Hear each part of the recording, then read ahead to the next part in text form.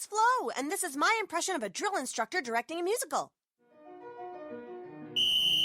10 hot! Get those tap heels in line and let me see those jazz hands! Are you bundling your home and auto insurance through Progressive? Can you hear me through those sequins? Bundle your home and auto through Progressive and save. Left, left, left, and step ball change. Progressive Casualty Insurance Company affiliates. Home insurance provided and serviced by other select insurers. You ready? Blog Talk Radio.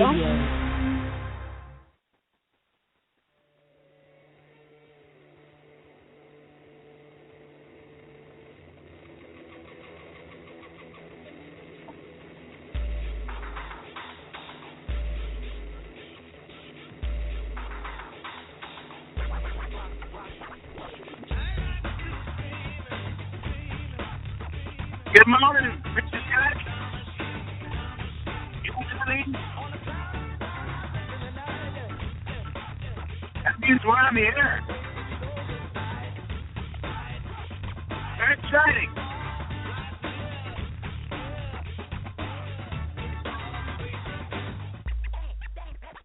Yeah.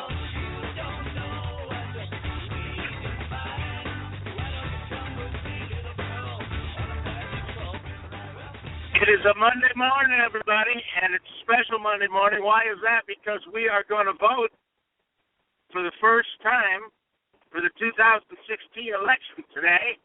Well, we're not going to really vote, are we, Scotty? We're going to caucus. We're going to caucus. We voted for caucuses. It's going to be a big caucus in Iowa. Now, a lot of people in Los Angeles especially, but I'm sure California, all around, they like to make fun of Iowa, Scotty. Like to make fun of Iowa. Ooh, they love it. They love saying, oh, the folks in Iowa. If I've heard it once, heard it 1,000 times. The folks in Iowa. And they don't mean that in a good way. They mean that in a very pejorative way. The folks in Iowa, meaning the stupid people in flyover country. That is what the folks in Iowa means. Those dummies that you fly over when you're going from the great New York to the great Los Angeles, which we know, Scotty, you can't talk about in a negative fashion. Unlike Iowa, you can rip up to shreds. You know, just a bunch of dumb farmers in the Midwest, you know, a bunch of dummies drop their R's. They don't know what's really going on in the world like they do in New York, where we have something called New York values, and in California, where we have something called enlightenment. All right? And yet, Iowa is the first state to essentially vote in the primary, which is today, but for some reason, they call it a caucus. Now, Scotty, I have to admit, I have to confess, no better person to confess to than my pastor, that I don't know what the hell caucus means. Well, you know what? It's probably not what he's thinking.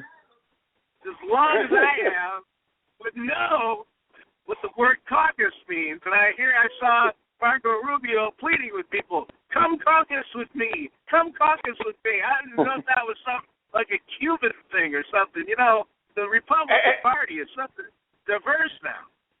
Yeah, well, Rodney, have you ever been to a convention? You've been to a convention, like a Republican convention, the California State Republican Convention.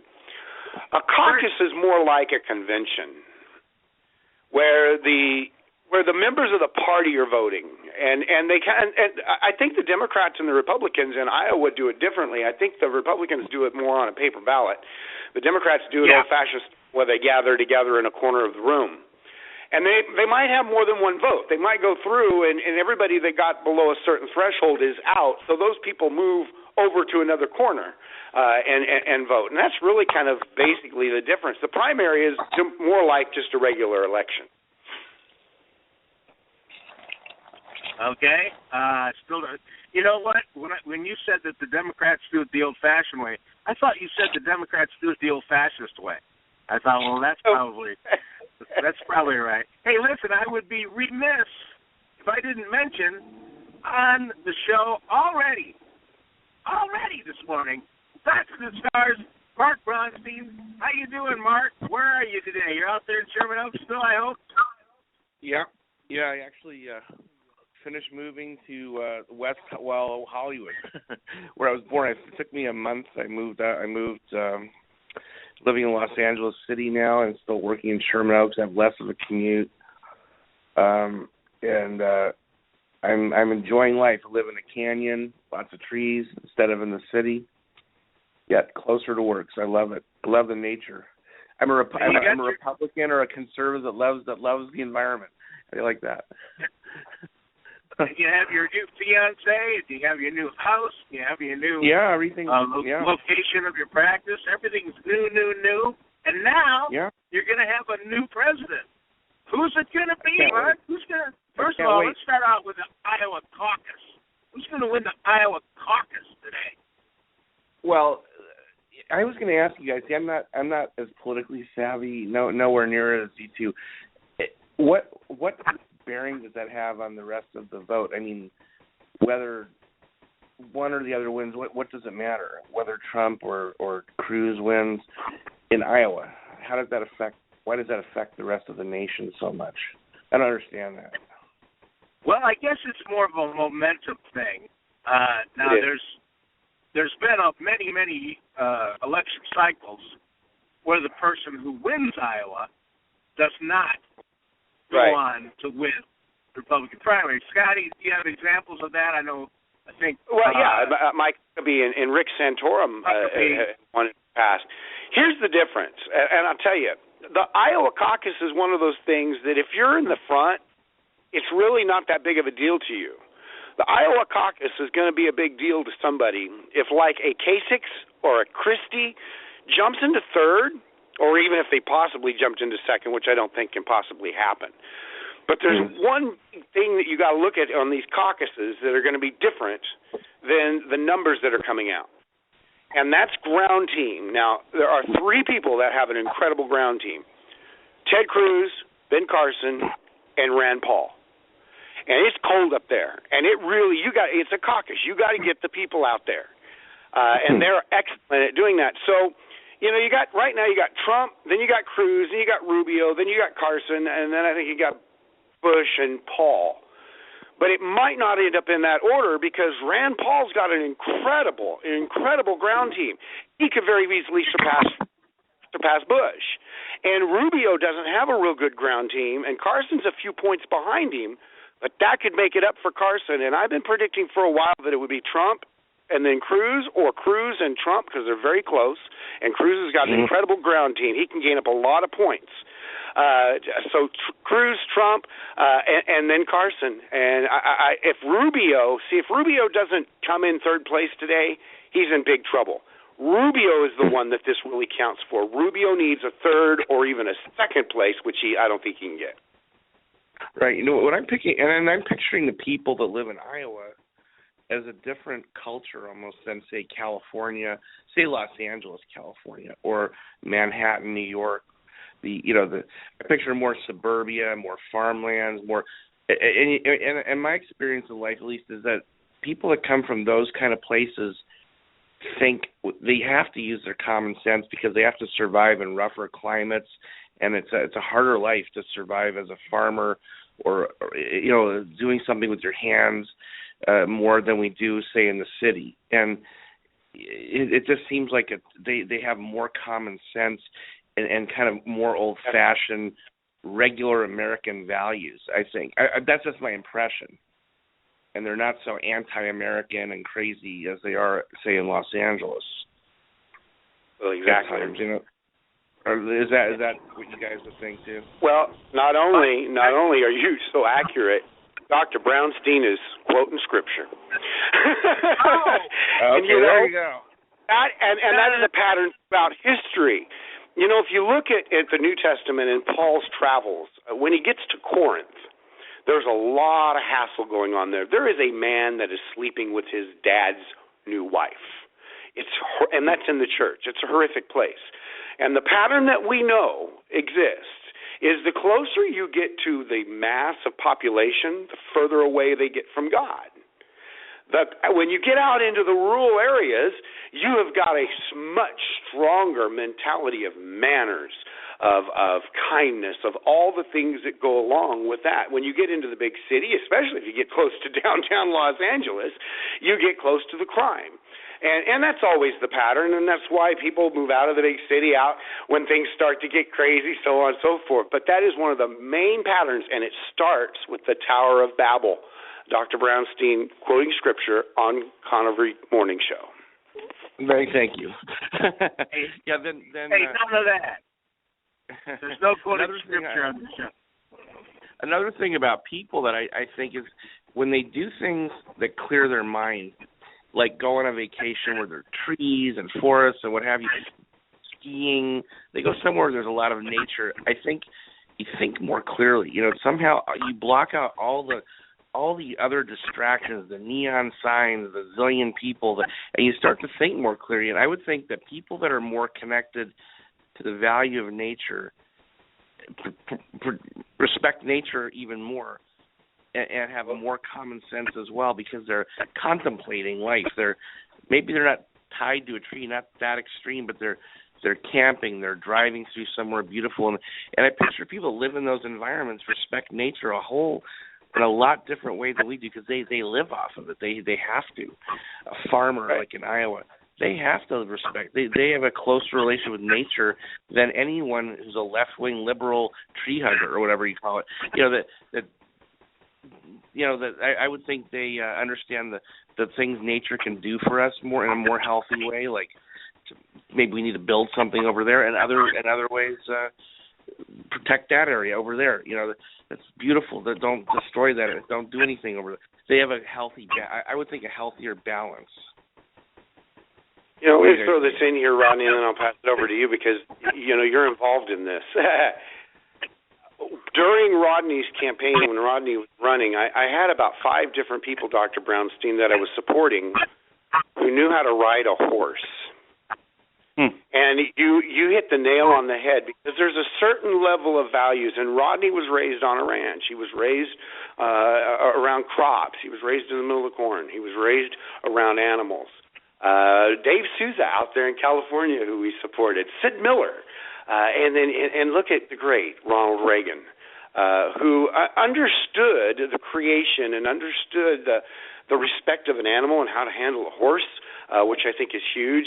Getting up early in the morning, traditional American values that go along. Anytime you have a candidate who has been on a farm, they have got my support, because I know there's a set of values that has been established by being raised in that environment. And Dr. Brownstein, I think you hit the nose on the head.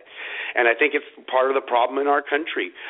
We've got a lot of kids in this country who have never even seen a cow milked, let alone ever attempted to do so.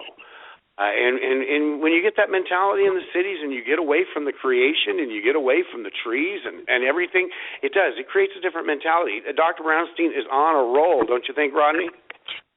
Yeah, he is, and he's right. I used to, I grew up in Illinois. As you said, I grew up in a cornfield. And I also had spent my summers in Iowa, but it's really kind of the same state once you get out of Cook County, which Cook County is where Chicago is. Once you get outside of Cook County, it looks pretty much the same all the way through, past Omaha. So it's the same people. It's Midwestern people, and you're right. It is a different mentality. I was joking, I joke around at the beginning of the show how people in California and people in New York look at people in the Midwest, and I don't like it when they look down their nose, but I do completely understand that they look at people in the Midwest as very different, because they are. I mean, they're very different. That's what's funny is I've talked to people, political types who are in Iowa. Maybe they're from California, they're from some place far away. I just talked to a guy that I know pretty well, been in politics his whole life, his family, his political family, and he's in Iowa supporting Donald Trump, and he talked for an hour and a half just about how people treat him in Iowa. He might as well have been talking about, living on a different planet. And he was shocked that he had to wear a shirt, a sweater, and a coat. It was just really bizarre to him that people walk around like that all the time. And he was speaking very positively about everybody that he had met in Iowa. And he said, at the end of the phone call, he goes, "You know what? I could live here." And I was like, "Yeah, you could. It's cold, but of course you could. Of course you could live there. It's a lot." Listen, anybody in New York or California, who thinks that there's that it's wilder, that it's crazier on the coast than it is in the Midwest, has never lived in the Midwest. Because the Midwest is crazy. I mean, it's in a much different way, but it is nuts, and it is a lot of fun. And the only thing I don't like about the Midwest is I just can't handle the weather anymore. I went in 2000, I think in 2003 or 2004, after having been living in California for 20 odd years, I moved back to Chicago for 3 years. Number one, to kind of reconnect with my parents, and number two, to open a movie in Chicago, which I did, and do a radio show there. And I was there for 3 years, and I learned a very important lesson, and that is I've turned into a pussy. I cannot handle that cold weather, and that third winter there, I said, that's it. I can't do it. I had to admit to myself, I am not the rugged individual I once was. And so just about then, Fox News called and wanted me back on staff, and so I moved back to California. But I tell you, that rough living does something to you. It makes you, I don't know if it makes you appreciate things more, or if it just makes you tougher, or if it just makes you think on your feet more. But there is, last night I was reminded of it because it was really cold in the desert last night. I mean, it was freezing. It snowed yesterday. We lost all of our internet and phone service for like 6 hours. And all of a sudden, there I was, back in the country with no modern technology and living off the land. I was out there chopping wood. I was out, I had no electricity, so I was literally chopping wood with an axe and putting it at the fireplace, being warmed by the fireplace, and writing on with a pencil and a legal pad. And it just reminded me. Yeah, and I love it. You sound like Abraham Lincoln over. You sound like Abraham Lincoln over there. Yeah, I wrote this really great speech. It starts out 68 years ago. I don't know if you think it's kind of familiar, but I don't know. Anyway, this caucus, this primary, I don't know if I've ever been as excited to see what the outcome is of a singular primary as I am tonight, because I think Cruz and Trump and Rand Paul are really, really close. I think now, Scotty, you're the guy that looks at the stupid polls all the time. What is it telling you? Because the Cruz people are very confident. So they're over the top confident. Well, and they have been for a while. And here's the thing. Cruz has got momentum going into this. Now, boy, he's had a rough week. He really has. And it hadn't been Donald Trump that's given him a rough week. But, again, here's where this could be huge for Cruz if Cruz upsets Trump. If Trump wins, it's going to be just whatever. But Ted Cruz, I'm going to tell you, folks, Ted Cruz, Rand Paul, and Ben Carson have had ground troops going for 2 years now. Ben Carson won the Texas Republican primary straw poll, second place. Man, they had Carson people everywhere, and it can really make a huge difference. Now, I don't know that Rand can get very far up, Rodney. He's down there in like fifth and sixth place. But again, I think his ground game makes up for some of that place, and I think he comes ahead of Jeb Bush.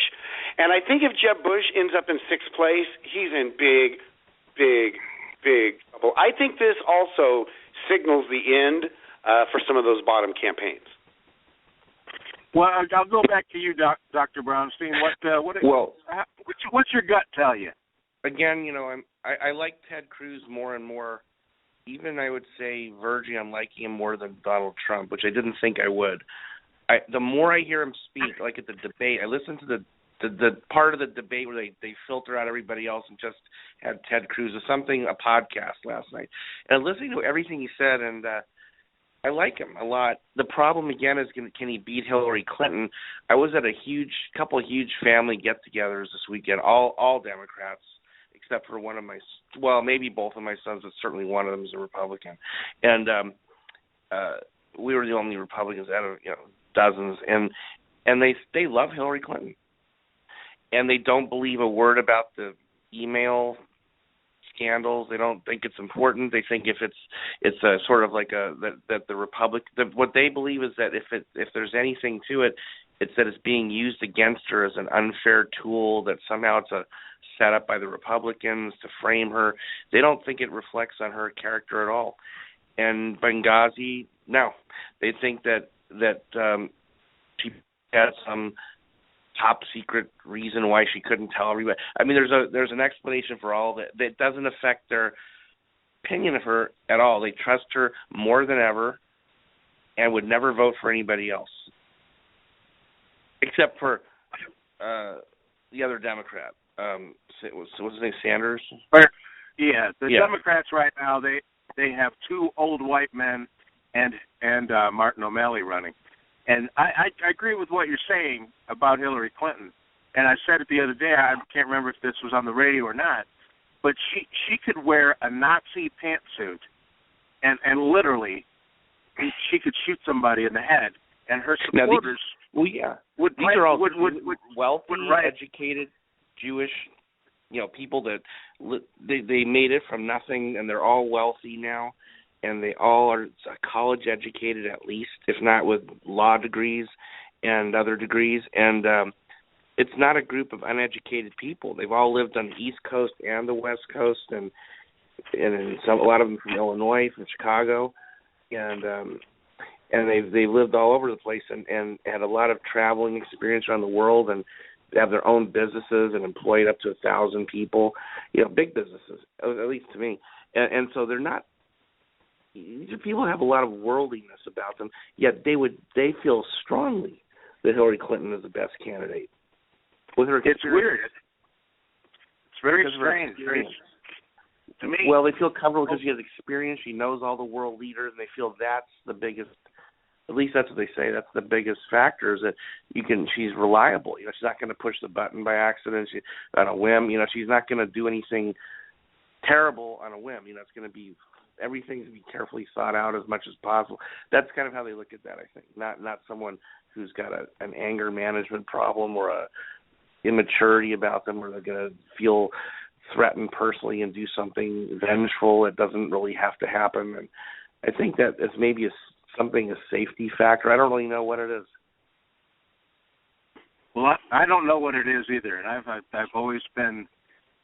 I am shocked that anybody would support any candidate that feels the policies that have been going on in the last 8 years need to be continued in any form. I forget Democrat, Republican, man, woman, Jew, Christian, whatever. It is to me it's an irrational thought, or maybe you just have too much invested. Maybe you have too much invested in that socialist, let's all hold hands, and that idea that you can't bring yourself to voting for somebody that has an actual economic program that resembles capitalism and that resembles something viable which might help the country, rather than continue down this path of people losing their. Just the other day, I saw a Caterpillar plant in Illinois that all my friends used to work at, my dad used to work at, my uncle used to work at. Everybody worked at Caterpillar, and it's shutting down. And another 7,000 people are going to lose their jobs, and they've been opening up Caterpillar plants in Mexico, and it just to continue down that road, I mean, I understand the division of labor. You know, I get it. I know why an Apple phone is being assembled in Singapore and not, you know, not in rural Iowa. I know why that is what it is. It's because it's cheap labor. It's a division of labor. Apple is it's amazing to me that people are so fond of the Apple Corporation, because if you look at it from a purely, let's say, Democrat political point of view, if you look at it from that point of view, which I don't, they're a horrible company. They keep their money offshore. They make all their products overseas, and then they advertise in America. They sell an inferior product at a higher price, but their commercials say, if you don't buy this, you're not cool. So it's a totally emotional sell. It's a cult almost. It's the cult of Apple, and you never see anybody complaining, hey, this wasn't made in America. You don't buy. There's no such thing as buying Apple products made in America. They're built essentially in sweatshops. And I got nothing against sweatshops. I think, if you're living in some crap hole in the world and all of a sudden you've got the ability to go out and make some money for your family, more power to you. When I grew up, when I was 8 years old, I was working. I worked my ass off. I worked when I was 8. I worked when I was 10. I worked when I was 15. I work now. You can't tell me that that's bad for a kid. And this idea that you would continue the policies that even resemble what has been going on over the last 6 to 8, 7 years, I think that's insanity. It's a form of you got an emotional problem if you think that all of a sudden this way of running things is going to start working. Touched on that before, Doctor. Yeah.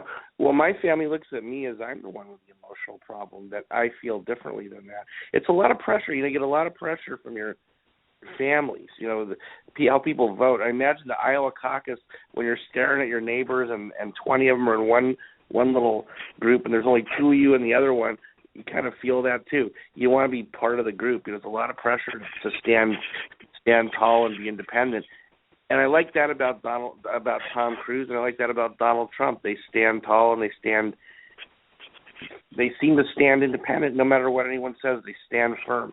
They in general, I mean, at least right now, they appear to be that way. Especially Cruise, I think he just seems to stand tall for what he believes in. And but I'm doing that with my family.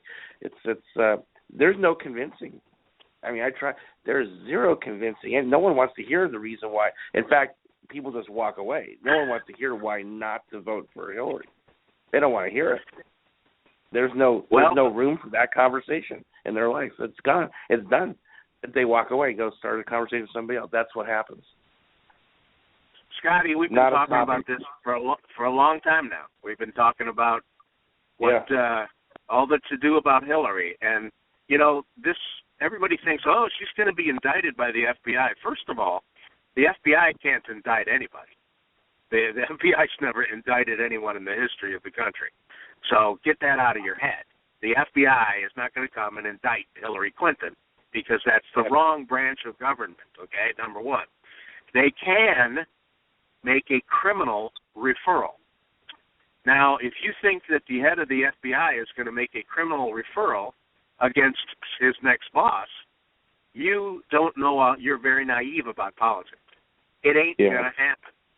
The head of the FBI is looking for his next job, just like anybody else in politics, and the next boss could very well be, and I've been saying it forever, the odds-on favorite, Hillary Clinton. If you think for a minute that these guys are going to go after the president as they perceive that could very well be the president, and I'm not the only Republican, by the way, who thinks that Hillary is a shoo-in for president. Now, of course, I hope Ted Cruz wins. I'm a Cruz guy, and I've been campaigning for Cruz for a long time, and he's a hero of mine, and I want him to win. I want him to be the nominee, and I want him to be the president. But if you're going to stop and ask me, say, hey, Rodney, who do you think's going to win?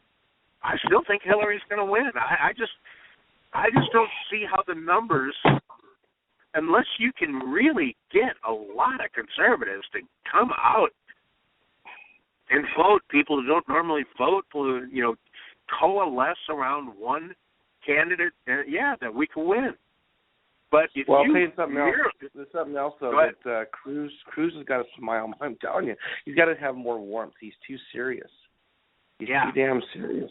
I like everything he says, but he never feels this warmth coming from him. I feel like I'm almost being scolded by my father. I don't feel a warmth. I don't feel a comfort level with him. Just a feeling, that's and. But do you feel that with Hillary? Do Hillary voters feel a warmth? No, not one bit. No, I don't. But I did with Bill Clinton, even though I didn't agree with most of what he did. I happened to feel it, and I did with Reagan, and even a little bit with Jimmy Carter, who I hated. That they had a certain personality. So did Nixon in his own oddball way. Nixon didn't smile a lot, but he communicated better somehow. It was more more of an earth. What's the word I'm looking for? Earthy level, than so sophisticated. Yeah, Cruz's problem is that he has spent a lot of his career as an appellate lawyer, and when you're a lawyer and you speak for a living, you're a trial lawyer, and he's argued before the Supreme Court and before many, many, many appellate courts. When you speak in court, it's very factual based in appellate courts and in Supreme Court cases. We're not talking about cases where you're trying to convince a jury to award somebody, $400,000 because they hurt their neck in a industrial accident. That's a whole different lawyer. That is a whole different lawyer. We're talking about a guy, Ted Cruz, that goes up before judges, before other lawyers, before the Supreme Court. Now, you don't make an emotional plea to those people. You make a plea based on law, based on precedent, based on facts.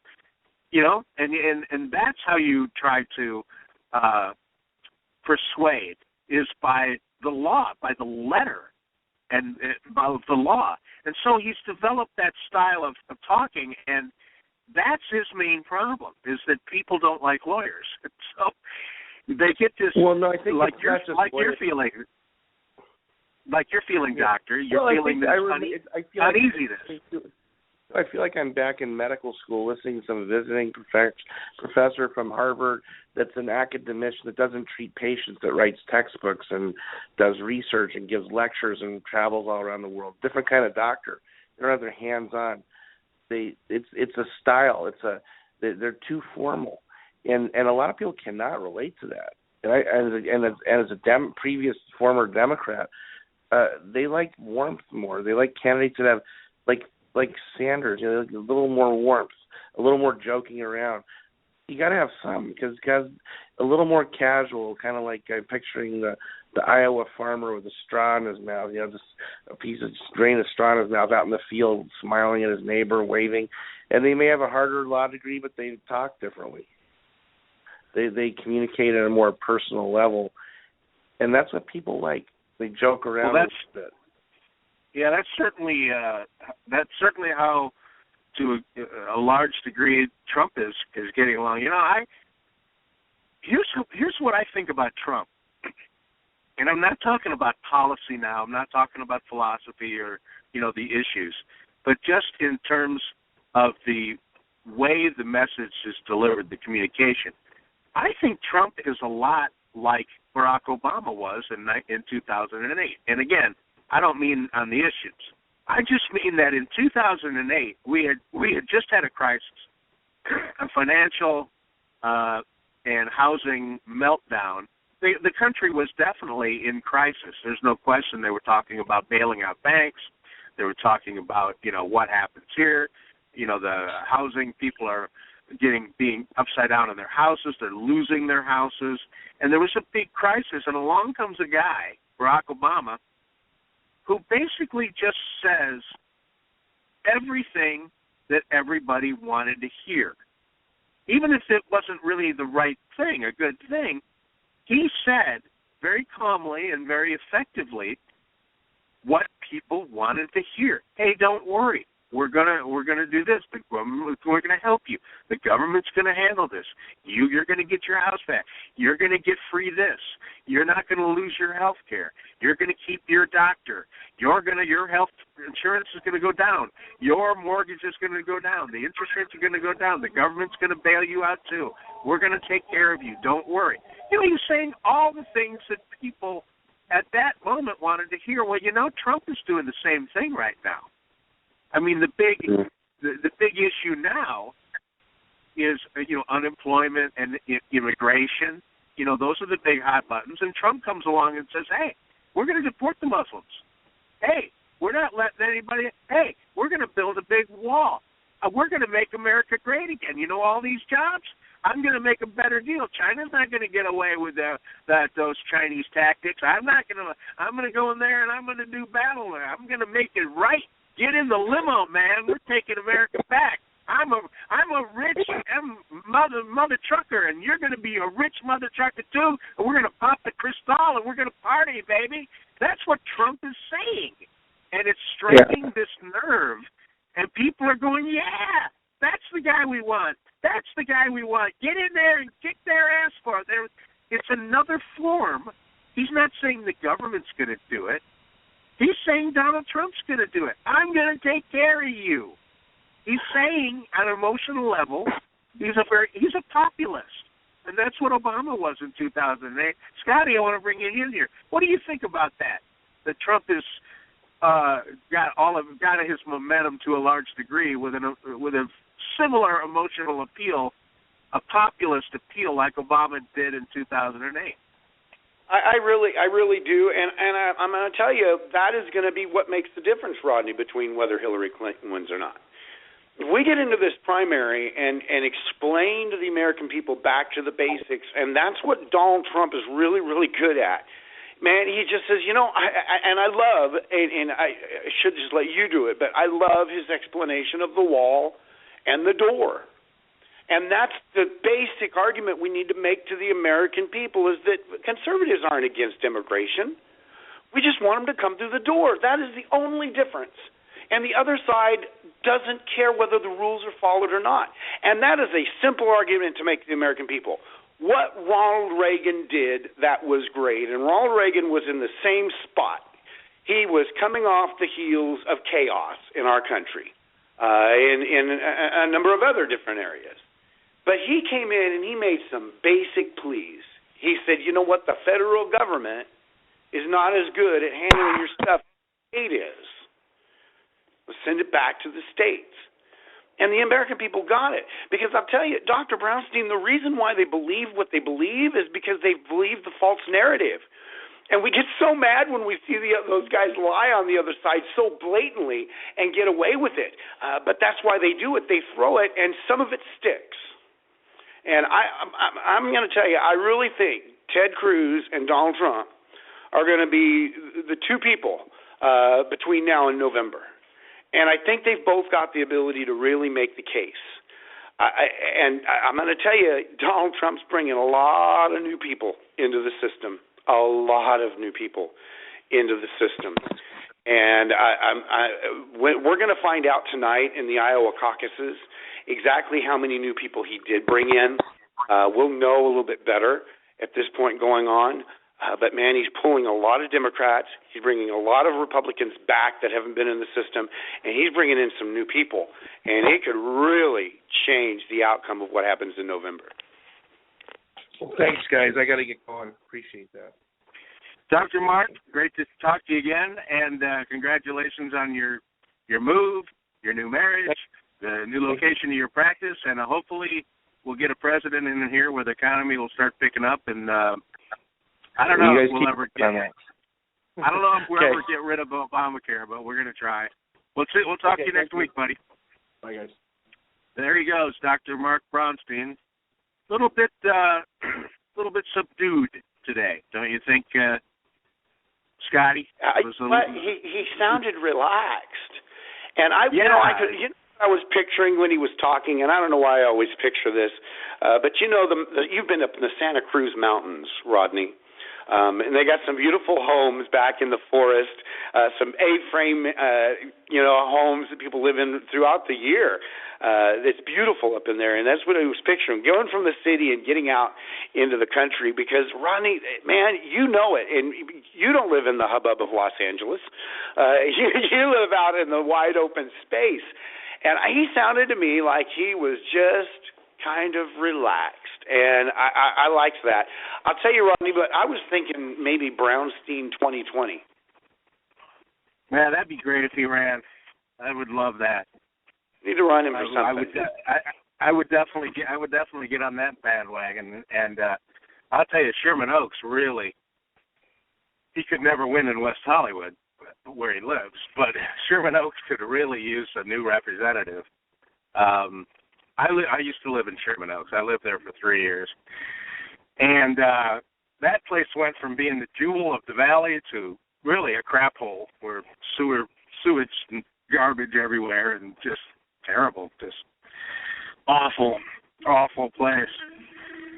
Like much of the rest of the valley is now. Just people just don't care about their surroundings, and like I said, there's garbage everywhere, and it's kind of pathetic.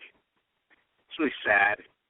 Now, people have the wrong idea. Believe me, people have the wrong idea about Southern California. They think it's a crap hole. It's not. It's great. Southern California's great. It's just not as good as it used to be. It used to be better. And I don't think California is going to improve in any way, shape, or form. It gets worse. This place needs to fold like a lawn chair before it needs to be completely imploded and built from the ground up. And it'll happen. The pendulum swings back and forth. You can't, even Democrats can't live on no money. I mean, you can't have businesses fleeing from, especially Southern California like they are, forever. Eventually there's no business. But anyway, back to the Iowa caucus. It's exciting. People are doing their last minute, whatever. And Cruz has really been the guy they've all been shooting at this past week, hasn't he? He has, and I'll tell you, it's been an interesting fight, Rodney, because some of the stuff that Trump's been sending over is what Cruz needed to get out of the way right now. I still say it was all planned. They look like they're really going at each other. But if you really stand back and look at the attacks themselves, they're really lesser often. In fact, Ted Cruz's bigger issues haven't even come from the Trump camp. But I'm going to tell you, Rodney, it's going to be fascinating to see what happens tonight because we're going to learn some things. We're going to learn exactly how strong these ground games actually are because each person is behind somebody that doesn't have a much of a ground game. Ted Cruz is behind Donald Trump, but Ted Cruz has got a ground game. You know exactly how strong that ground game is. We all do. Give big shout-out to Ken Brolin and Camp Cruz up there in Iowa. Buddy that I'm so proud of, coming here to Texas, but I'm so proud of what he's doing. Rodney, you know Ken, and what he was born for that job. But we're going to see exactly how much that gains Ted Cruz to jump up to and possibly over Donald Trump for first place. We've got Carson not too far behind Rubio.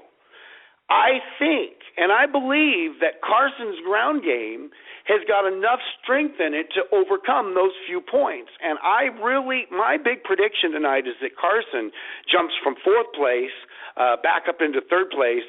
And if he knocks Rubio down into fourth place, Rubio's in big trouble because he's been relying on a third place to not help him, but to keep him in the game.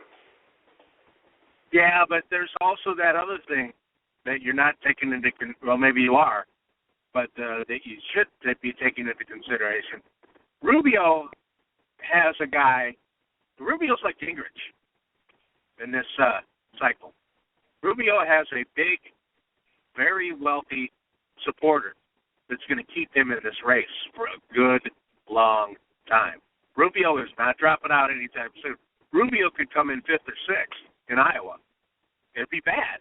I agree. It'd be horrible for him, but it wouldn't cause him to drop out. He wouldn't be in trouble. He'd be in trouble with, his chances of winning, yes, but he wouldn't be in trouble of being in the race because he has a benefactor, much like Newt Gingrich had Sheldon Adelson in 2012. People who don't know who Sheldon Adelson is, he is the guy who is the hotel and casino owner in Las Vegas. In fact, the name of his company, I believe, is the Sands Corporation. I can't remember. It's one of those big names, but he has, lots of casinos. He's got casinos in Hong Kong. He's got casinos overseas. He's got a lot of gambling. His empire is built around gambling. Billionaire. He's very politically active. And last time around, if you remember, Scotty, he supported Gingrich. Now, Newt didn't exactly do great wherever he went, but he stayed at the game because this guy infused money into his campaign, millions and millions and millions of dollars to keep the machine going. And Rubio's got the same thing now. I can't remember the guy's name, but there's some guy a billionaire that's going to keep him in the game. Now, another guy, regardless of how he does in Iowa, New Hampshire, South Carolina, is going to stay in the game, is Jeb Bush. Jeb Bush is not dropping out anytime soon. And I think that Jeb Bush did himself a big favor in the last debate. He did very well compared to how he usually does. And, of course, I think the big reason he did well, he practically admitted the reason he's doing so well is because he doesn't have the playground bully beating his ass. Trump was not there to slap him down every time he opened his mouth. So Jeb Bush had an opportunity to go after Rubio. He did really well. Got, put Rubio off his game at least for a little bit. So he's not going anywhere. I think the guy that this is most important to is Rand Paul. Would you agree with me? This Iowa? Oh, yeah. Oh, definitely. This could put Rand Paul back in the game. And I'll tell you, there's 3 of them, Rodney, and you've just pegged one. Rubio is one. Chris Christie is another. And Rand Paul is the third one that can, but from here on out, really affect, not by necessarily winning, but by pulling many of these races. Now, we've got to remember, next month, in 4 weeks, we come to Super Tuesday, and we've got 15 states. And within 4 weeks, we're going to know a lot, more than we know right now. But, Rodney, you're exactly right on Rubio. Rubio has got some staying power. Now, I would disagree with you on Jeb Bush. I think if Jeb Bush comes in 6th place tonight, he has a real hard time explaining to the people that are giving him money why he continues forward. And I think if you're a Christie or a Rubio, and they've both got an opportunity to take a big peek in this. They really do. We've still got time for them to do it. But I don't think Jeb Bush has got that opportunity at this point. He's still, I'm going to laugh if he comes in 7th. I'm hoping for a 7th place for Jeb Bush.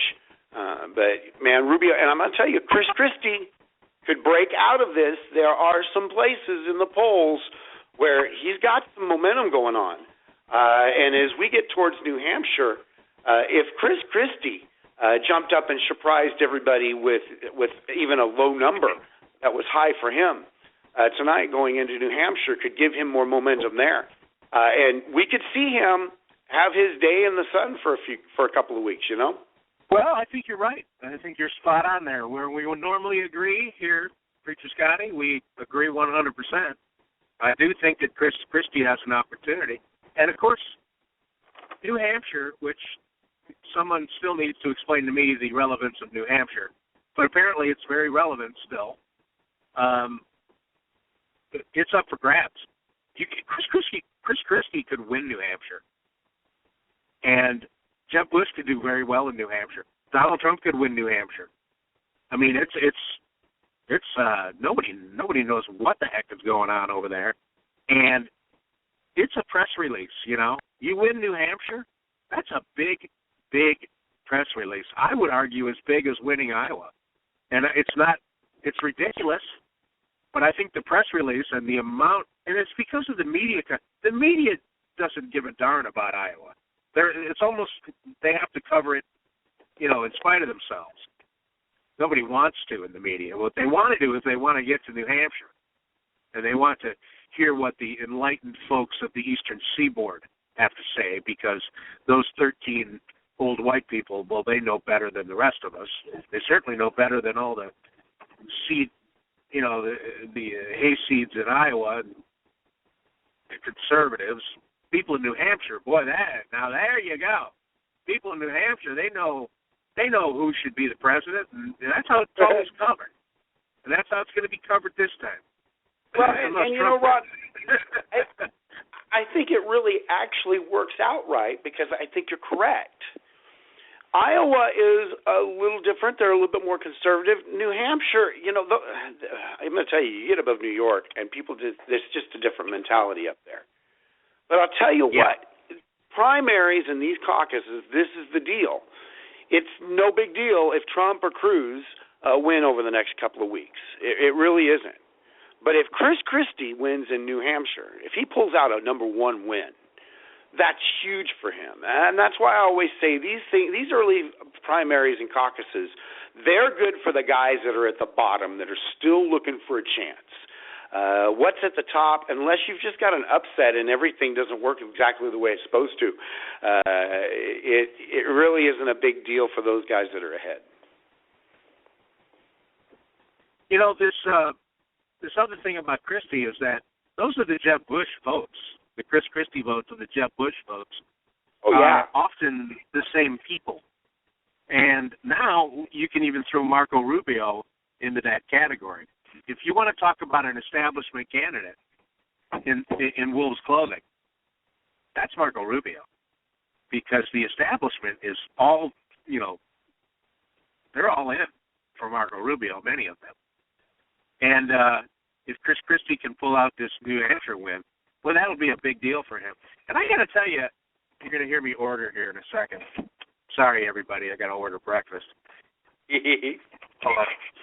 Yeah, I want a Polish sausage and eggs breakfast sandwich and a coffee. No thanks, just black, and no tomatoes on that sandwich. That's it. Thank you. I have a Polish sausage and egg sandwich with no tomato and then a black coffee. That's right. Thanks. Sorry about that, buddy, but that's Monday morning. You're just Monday morning. Yeah, Polish? Monday morning on Conover U. We're ordering Polish food and black food. They're going to shut down. I'm very diverse when it comes to my breakfast. Anyway, back to Chris Christie. I'll tell you, I like the way Chris Christie debates. I would say he's my favorite guy. If you just step back, and again, I'm a Ted Cruz supporter. I don't want to, lest anybody think I'm suddenly supporting someone else. I'm not. I'm a Ted Cruz supporter all the way. But I like the way Chris Christie debates. I think, he's got a good style, and he does something that the rest of them don't do. He'll say like two words, and then he'll look right at the camera, and he'll speak right to the people. He'll speak to the people at home watching on TV, whereas most of them speak to the audience there, the venue. You know what I mean? You know what? He follows the old adage. I don't always like what he has to say, Rodney. I don't agree with him all the time, but I always like the way he says it. And he does. I'll tell you, he's got more of a preacher style. He's standing up there. He's interacting with the people that are out there.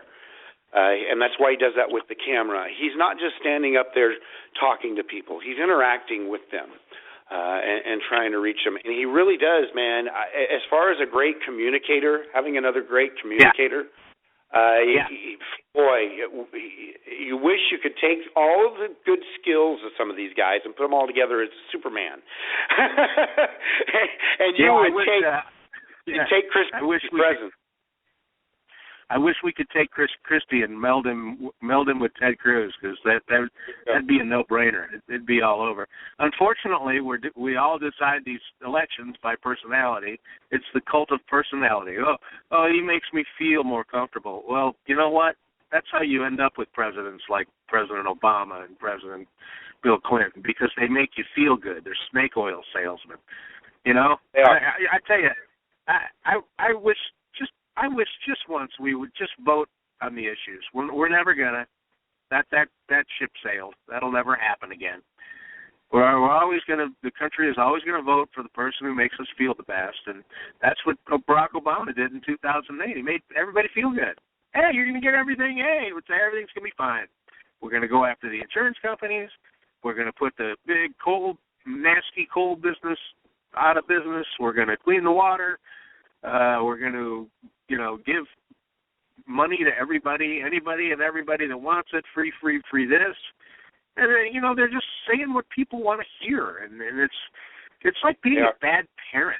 You can't, if your kid wants to eat candy for dinner, you can't, sure, have some candy. Are you kidding me? I'm the good parent. I'm the great parent. Love me. Here's some candy. Well, that's no good. That's no good for anybody. And that's how we pick our politicians. And I just wish once, man. I'm a big fan of Mark Levin. I'm a Levinite, and he said something the other day that I hope he doesn't mind me ripping off, and that is why we say it every election cycle. Boy, this time we're going to get a real conservative running, and then we don't do it. Every time we say that, okay, this time we're going to get a real conservative. 1980, we're going to get a real conservative this time. George W. Bush. Hey, sorry. I like the man personally. A lot of the things that he did I liked, but not hardly a conservative. Are you kidding me? His administration saw the most profligate spending in the history of this country. They didn't reform entitlements. They made up new ones. They spent this country. They spent this place into a hole. You kidding me? And then the next time comes out, we're going to get a real conservative this time. Yeah, real conservative, Mitt Romney. Yeah, okay. I got nothing against Mitt Romney. I think he's probably one of the most honest guys that's ever run for president. One of the most benevolent, one of the most charitable, one of the nicest, one of the smartest. Hold on. Oh, no, thank you. That's just that. Thank you. Bye now. I'm such a nice breakfast girl. Makes me a little sandwich with bowl of sausages and eggs. Anyway, I thought Mitt Romney was one of the most, I think we had one of the most honorable people ever to run for president. Hardly a conservative. I mean, if you look at his record. And then, we're going to get a really conservative guy next time. Boy, you watch. We're going to get a really conservative. We always say that. Never seems to happen. Now we got Donald Trump. He's going to win. Yeah, Trump's our guy. Does he have a conservative record, Scotty, Donald Trump? You know what, Rodney? But here's the thing with this, and maybe I'm nuts. Maybe they're not at this point working together, but I am a firm believer that those two are coordinating. And I am totally confident in Donald Trump's conservative march forward if he's got Ted Cruz as his president, as the vice president, or as his vice president as he's the president. I think I have no issues, because I'm going to tell you, and I'll go back to Ronald Reagan, who I love. I cut my picture out of my history book of Ronald Reagan out in high school and stuck it on my wall. I love that man. But I'm going to tell you, folks, all of the issues you have with Donald Trump being liberal, we had Ronald Wilson Reagan when he ran for president. He had signed abortion legislation in California that dramatically increased abortions. He had canceled the Second Amendment. Going forward, he was going to declare just amnesty as the president of the United States. But he went forward and is moving forward, Rodney. He became the great conservative that we both know and love. I see that in Donald Trump. I see that ability. Here's how I think of Donald Trump, Rodney. And you and I, every day, we live politics. every day. In many different forms, we live politics. I don't think Donald Trump has ever really lived conservative, liberal argument politics. I don't think he's really probably even had the discussion over the Second Amendment much. I don't think he's grassroots, Rodney. I think he's one of those people that we talk about in the 100 houses. I think he's one of those people that he knows what Benghazi is. I think he pays that much attention to it. But I don't think he knows all of the issues that are going on. I don't think he's seen all the stories that have gone on of stuff in our schools like you and I have. And I think that's where he comes from. And I think as he continues to see the direction this country's been taken, because he's made it very clear that he sees Barack Obama's taken us in the wrong direction. And I think with Ted Cruz at his side, I think we've got such a powerful team. Not only can we take the presidency, but we can take this country back and dilute a bunch of this political correct nonsense that we've instituted into our laws and our legislations. I'm more optimistic, Rodney, right now than I've been in a long time because I can see a path to a win. Well, I am very cautiously optimistic. I keep looking at the numbers. And when I say numbers, I'm talking about the raw numbers of people who vote and the raw numbers of people that are going to vote this time. And there's two groups there. There's a giant group of people who've never voted before who are going to vote because Hillary Clinton's running. So we all know what that is. It's the first woman president. We have the first black president, and we have the first woman president, and now I see that she's meeting with the person that I've been saying for 2 years that she's going to have for vice president, and that's this Julian Castro, whatever his name is, in San Antonio. She's also going to pull the Hispanic card on us. Now, people don't look at Ted Cruz as Hispanic, even though his dad's from Cuba. I don't know why, but this Julian Castro, he bills himself such a Hispanic that he's actually taking Spanish lessons. Did you know that? He's actually taking Spanish lessons so he can speak Spanish better. Can you imagine that in this country, in a major party, we would have a guy, Bernie Sanders, running who is an admitted socialist, not trying to hide it, who's basically a communist? And then we're going to have a guy that's running for vice president who's taking Spanish lessons. All right? Did you ever think we'd get to this point? Well, here we are. And then the other group of people are the people that Trump is going to pick. There's going to be people who have never voted before that are going to vote for Trump because they believe a very rich, successful businessman can straighten this country out. Now, we've had that idea going on for how long? Trace that back at least to 1992 with Ross Perot, where people became infatuated. People became infatuated with the idea that an outspoken, kind of crazy, rich businessman who's not afraid to say what's on his mind was going to take this country in a different direction. That was Ross Perot. Then Herman Cain. And I don't mean to say they're similar, except that Herman Cain was looked at, first and foremost, as a successful businessman who approached the presidency as a problem solver. And now we got Donald Trump, who is, first and foremost, a successful businessman and a reality star, a reality TV show star. I think that works in his favor. Oh, I do too. Donald Trump is really in the catbird seat, isn't he? He's either going to be president or he's going to be a guy who just received about $1 billion worth of free advertising for his brand. I know. Those are the two choices for Donald Trump. So I love America. Only in America, Rodney. Yeah. Well, you know, I do. You've been quoting scripture all morning long. I don't know what to do with you. But really the discussion we're having, and it kind of ties together with what you said earlier, you really, right after you quoted the scripture, you quoted it again. When you started talking about the kids in the sweatshops. And Rodney, you know what, really, the whole political argument comes down to one key concept. The left wants to sanitize the world of all its problems. And sometimes what they want to sanitize isn't really an issue.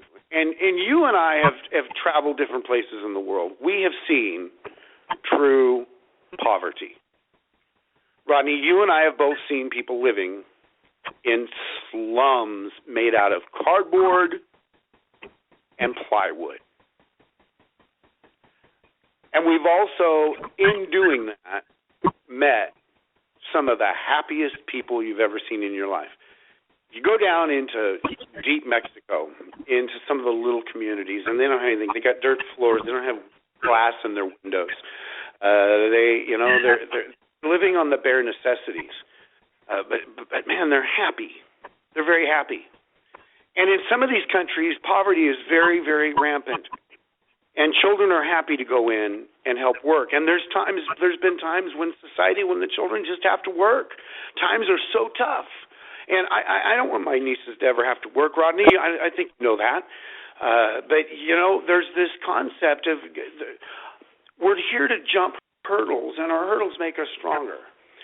And you can't take our wonderful lifestyle and apply that to places that have extreme poverty.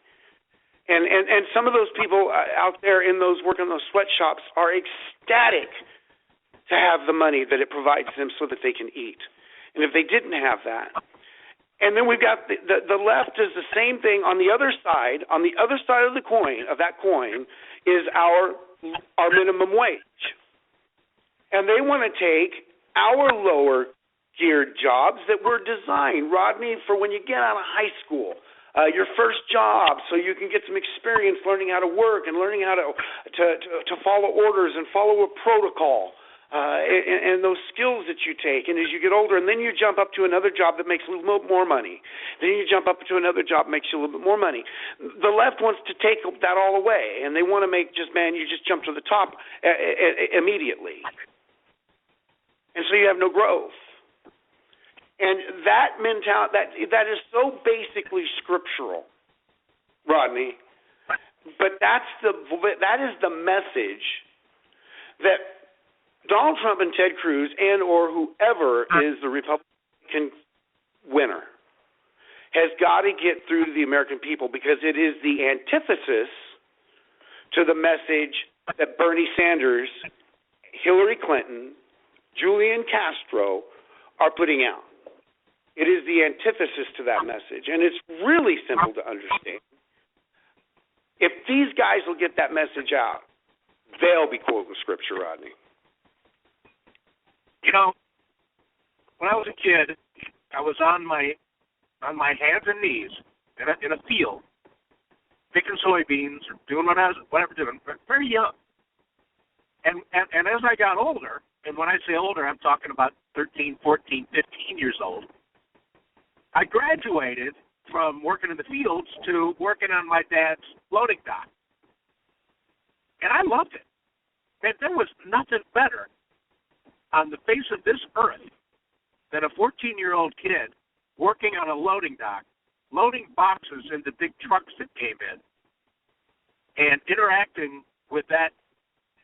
Exactly. With that world of commerce, that world of work, that world that was not for kids.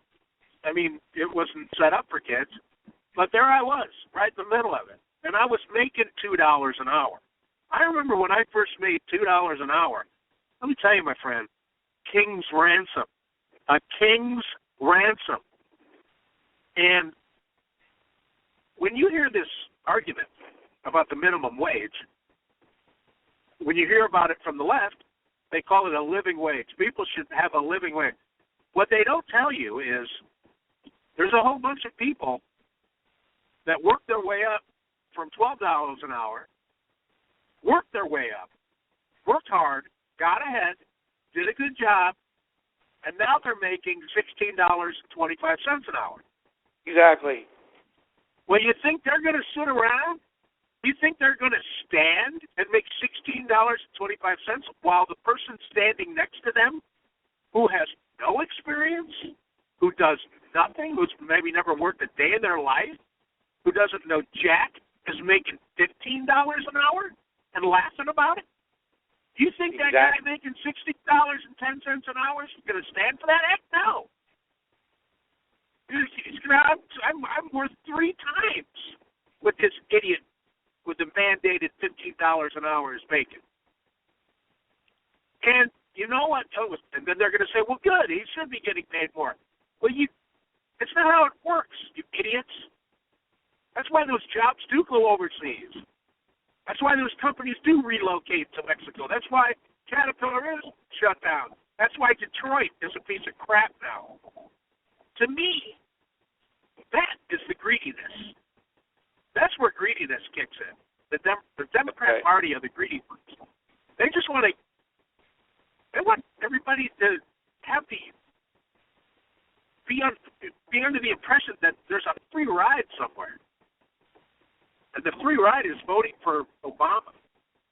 They'll look you right in the face.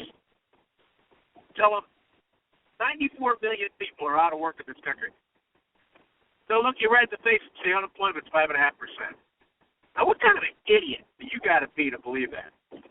I mean, what kind of dumbass do you have to be to actually believe unemployment's at 5.5% when 93 million people are out of work? I know. It doesn't work that way, Rodney. And I'll tell you, I've been a firm believer for a long time. Yank the minimum wage entirely. Let the free market settle it. Now, you're going to have some people offering jobs at certain amounts of money. And there's going to be a point where people will start taking those jobs. And it could be $5 an hour. Well, so what? There's going to be some 7s, some 8s, some 9s. But you're going to put a whole lot of people to work. And when you put a whole lot of people to work, you grow the economy. And they're all, but here's the point. Now you got a whole bunch of people that are on the ladder. At least they're on the ladder. The Democratic side, the liberal mentality doesn't get people on the ladder. It picks people off the ladder and puts them down and puts them under the care of the government. And it's, man, Rodney, I'm such a firm believer that it really is an easy base argument to be made to the American people. It's one that's been made before. If I could sit down Donald Trump and Ted Cruz right now in my living room, I'd tell them to just start saying that and don't stop until you get to November 2016. The American people will get it. They will absolutely get it every time if it's explained to them. I really think Donald Trump opens up a lot of ears, you know? But man, Rodney, we've got a world right now where we've got a lot of spoiled people in this country. You and I interact with a lot of different people, and we know you run across people that just really are full entitlement mentality, Rodney. They think everything should just be given to them, and that they should just live really comfortable, and everything should just be great. And you and I, Rodney, we know that's the worst you can do for a society, the absolute worst. And that's why you don't give candy to kids to get them to behave. You give them limits and you give them rules. You give them punishments because there's going to be punishments to making mistakes when they're an adult. So you have to teach them these things. And man, are we teaching those things in our homes, Rodney? I don't think we are. I don't know. I think we could win this, Rodney. I disagree with you. I think Hillary Clinton can lose this big time. What I'm worried about winning is the future of this great country, and what happens after November 2016. You know, are we going to end up with a Republican president who leaves us where our big win in the Senate and the House of Representatives left us? If it is, Rodney, you know, we've lost this battle. Well, you know, I'm not sure what I'm most concerned about, but there is there is a thought that I've had, and you and I have talked about this, and that is, I can make a better case for America that where a scenario where Hillary Clinton is president and we have a Republican Senate and House of Representatives, I can make a case where that's a much far better scenario than having an establishment Republican president and the same Congress. I think that there would only be one positive thing about Hillary Clinton being president. Exactly one positive thing, and that is it would cause the Republicans to behave. You would not see the shenanigans, not near the shenanigans going on in the Congress that you see now, that you see when George Bush was president. You wouldn't see those shenanigans if Hillary Clinton was president, because the Republicans would be too busy trying to show how great they are, trying to show the American people. It'd be like the 90s, like when Bill Clinton was president. Look at all the great things that happened in terms of legislation. You had welfare reform. You had a great attempt at a balanced budget. They said the balance really wasn't, but it was at least closer. You had great growth, mainly because of the Reagan tax cuts, but you did have an American private sector that was very confident to invest that money into companies in the United States. You had tremendous growth. A lot of good things happened. You had the the contract with America. They had all that voted on, and it was a good time. And with an established, let's say Jeb Bush wins, I think that would be a far worse America than if Hillary Clinton wins with the same Republican Congress. If Hillary Clinton were to win the presidency, Scotty, I want you to think about this. So I was thinking about last night. Let's say Hillary wins. What do you suppose is going to happen in the elections of 2018? Because I believe we would once again sweep in dozens and dozens of true conservatives into the House of Representatives and the Senate. I think you would see people like Louis Gohmert, Mike Lee, and Cruz's of the world. I think you would see a ton of them. I think you would see a House of Representatives and a Senate that was bulletproof conservative. Bulletproof. And much like in the 90s, when welfare reform, balanced budgets, tax cuts, etc., were literally pushed down Bill Clinton's throat, I think you would see that. Now, Hillary Clinton could take credit for it all day long. That'd be okay with me. I don't care who gets the credit. I just want a strong country. And if we have an establishment Republican win this time around, we are not going to get what we want. We're not going to get what we want, Scotty. We're going to get more shenanigans. We're going to get a country out of control, which, whether Republicans want to admit it or not, this country was out of control between the years 2000 and 2005. This country was crazy, out of control, nuts, when the Republicans had the Senate, the House, and the White House. Now, along came Nancy Pelosi and Harry Reid. Place went even crazier. I agree. It was worse. But what was it, Scotty, and this is not rhetorical, I really want an answer to this. What was it that allowed Nancy Pelosi, Harry Reid, and eventually Barack Obama to come in and take over? What was it that allowed that? Oh, that was our Republicans. Absolutely, You're Rodney. right. And I'll tell you, if I had to make the choice, and the choice was between Barack Obama and Hillary Clinton, it would be overwhelmingly for Hillary Clinton. I will say this about Hillary Clinton, and Bill and Hillary both. I do believe they love this country. I think Barack Obama wants to take this country to a place where people who have been naughty in the past, in his eyes, are actually punished. I believe that's the direction he would like to go in of socialism. I'll tell you, I think a Hillary presidency would continue us walking down the road that we're walking down that we don't want to walk down, and it would take it down faster. But there's certain issues, and there's a reason why the far left does not like her. They were very glad to have a Bernie Sanders. And it was probably a good thing that the Democrats threw a Bernie Sanders to the far left, because they have never liked Hillary Clinton. They did not like her when they were in the White House. They did not like her when she was running for Senate.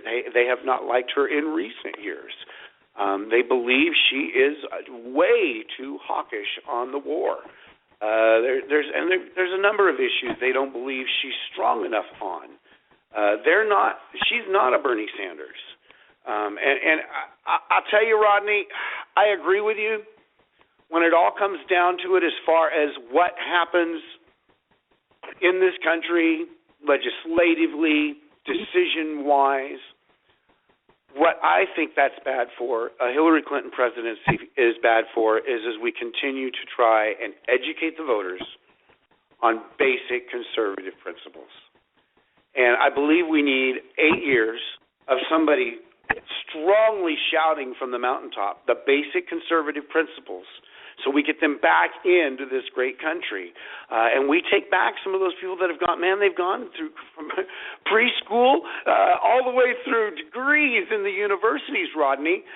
We've got millions of them with really just the basic raw socialist mentality.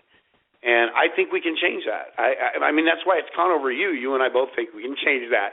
And we want to help the listeners to explain these things. But, Rodney, as I look at the numbers going between now and a month from now, when we get to Super Tuesday, where there's 15 different states, we'll have almost 20 states down. Right now, the numbers are saying Cruz or Trump in taking a run. Here's what's going to make the difference in that. Is Cruz going to take a nosedive? Is he on a downward trend? It kind of looks like he's on a little bit of a downward trend right now, all over the polls. Does he continue to hold up with that? I think if we get past next.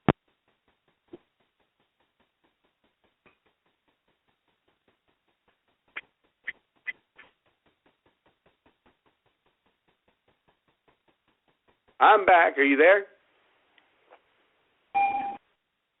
I am. I lost you there, Scott. Okay. I got dropped. Happens occasionally here at Blog Talk Radio, Rodney. But what I left off with was I think Ted Cruz and Donald Trump, if they both sweep this thing throughout the next 4 weeks, I don't see how anybody else from the establishment does anything. Well, could happen. Could very well happen. I've talked to my friend Ann Coulter last night, and she's in New Hampshire tomorrow, and she is saying that Donald Trump is going to run the table, in her words. He's going to run the table, meaning he's going to win everything. He's not going to lose a single state primary. He's ahead in every poll. If Trump wins Iowa, New Hampshire, South Carolina, and Nevada, well, that is going to be. There's going to be a lot of people jumping on that bandwagon. Okay? Oh yeah. But all the way. We all know how elections are won. But we all know how, especially when it comes to money. Right. We all know why. We all know why people give money, because they want to be on the win. They want to be on the winning side. People will not give you, when you're running for any type of office, people will not give you a significant amount of money. They might throw you a couple $100, but they're not going to throw you anything significant unless they think you've got a chance to win, because people want to be on the winning side. And if Trump does win Iowa, New Hampshire, South Carolina, and Nevada, let me tell you, there is going to be people gravitating away from the rest of these candidates like crazy, and they are going to be like, well, looks like Trump is the guy to beat Hillary, and that's going to be the reason people are going to be jumping to Trump. So it will be interesting. I mean, what I told Ann was, remember when Chris Christie let you down so hard? I think Donald Trump's going to let you down pretty hard, too. And I do believe that. But you know what? But I'll tell you, Rodney, and that's why it comes down to ground game, because if you look at just the polls, Donald Trump is in the lead in every single poll, in every single primary, and every single caucus. If it's just if the polls are true, but the thing is he's got Cruz behind him, and Cruz has got ground game, and you and I know how strong it is. All over the country, Ted Cruz started working on this as soon as he became senator. He started gathering Team Cruz. He has had half of Texas in Iowa over the last few weeks. Ted Cruz has, that tells me that Ted Cruz, on many of these primaries where he's close to Donald Trump, could beat Donald Trump and jump over the polls of where they're at right now. And Donald Trump, I'm going to tell you, he is the candidate that has been trying to kick himself out of the race the whole time. He has done all these things that candidates don't do. Generally, they do these things, and that's the end of their campaign. He's continued. He's tried his hardest to just kick it out, and the more he does, the more he gains. He's still gaining momentum in the polls, Rodney. He hasn't stopped gaining momentum. It's insane. I think we'll be talking about this primary season for a very long time.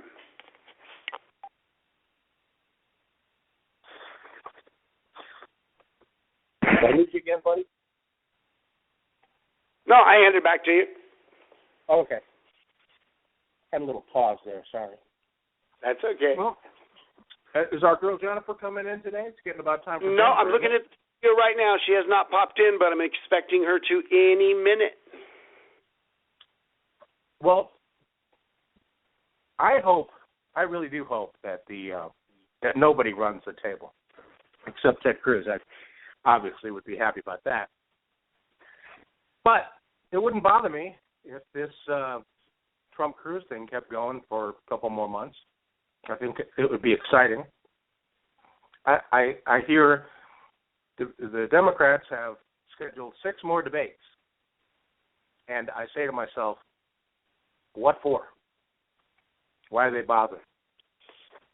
And I'm curious, do you have any information regarding how many debates the Republicans are planning to have? I think they should I have no idea how many are left. You know what? I get so tired of the debates. I really do. I like to see 1 or 2 of them. But, you know, it's just the same thing over and over and over again. And it's these candidates in short little blips. And I don't like to see them that way. So I don't even know what's coming up. I didn't even watch the last debate, Rodney, on either side. Oh, that was a good one. I didn't even watch it. The last Republican debate was by far the best one. By far. All they did was talk about the issues, and it was really interesting. I thought it was really good. I hope they have 2 more. I don't know why they have so many debates. I guess they just like the ratings, or I don't know. I don't have an explanation for why they have so many of these Republican debates, especially when everybody agrees that they are counterproductive to the Republican Party. I mean, would you agree with that? Yeah, it's liberals hosting them. Liberals hosting the liberal debates and the conservative debates. And you can see the difference between the two. It's blatant as can be, and we continue to do it every single time. I would have pulled out of the entire debate cycle. I, as the GOP establishment, would set up my own debate setup, and somebody would buy them. Rodney, NBC would buy a debate. CNN would buy a debate. But it's insane. And I don't want these guys being thrown softball questions. But at the same time, Rodney, even the Fox News people. You know what? Let me throw in here because I've been wanting to say this. Megyn Kelly was wrong. Megyn Kelly was wrong, and here's why she was wrong. And I didn't like the way Donald Trump says some stuff. But Donald Trump is not a misogynist. Donald Trump is an equal opportunity bomb thrower. He throws that crap at everybody. And Megyn Kelly turned it into a liberal war on women issue, and it wasn't.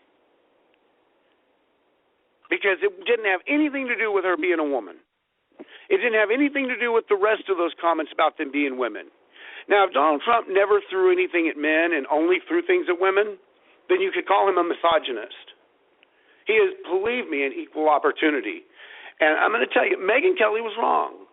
She took that issue and she turned it into a liberal talking point. And then our conservatives turned around and supported her. And that was insane to me, Rodney.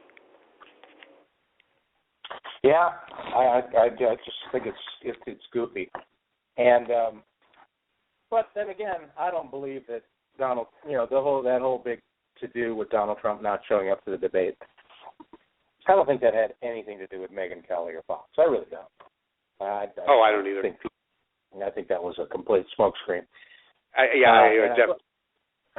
And I wrote about this, about the fact that I believe Donald Trump's campaign just made a strategic decision and said, look, let me go back even a little bit further.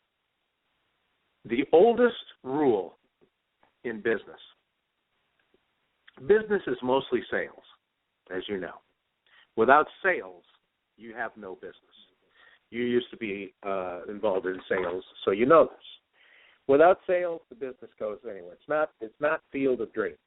You don't just set up shop and all of a sudden people come. You have to make sales.